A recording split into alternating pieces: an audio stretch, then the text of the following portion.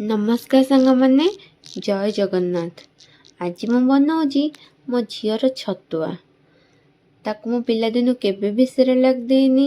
सब बेले मो निज हाथ तैयारी छतुआ करके मु ताकू दिए। पिलामानंकु छतुआ निज हाथ रे तैयारी करी दियंतु। सेरेलाक रे बहुत प्रकार सुगर कलर प्रिजर्वेटिव सब मिसुची। तो छुआ मानक पई सेगुडा जम्मा भी भल नुहे। निज हाथ रे टिके कष्ट पड़िबो किंतु निज पिला पई भल। से काजू आलमंड पिस्ता मखाना नाली चूड़ा ओट्स मु सब नहीं। फास्ट मु ड्राई फ्रूट्स सब भाजीदेली भल से टिके कड़ा कर भाजीदेवे। ताकू एपट सेपट करिकी गोटे जगह को काढ़ीदेवे ड्राई फ्रूट्स गुड़ाक। तापर आम भाजवा मखाना को भल से भाजबे पूरा एपट सेपट कर भाजबे पूरा क्रिस्पी हैला पर्यंत हाथ रे धरिले से पूरा टक्की फुटी जब आमर मुढ़ी कि चूड़ा भाजीदेले जमी हो जाए सेमती। तापर से हो गोटे साइड रखीदेवे। तापर ओट्स भाजबे ओट्स को भी टिके भल से भाजीदेवे।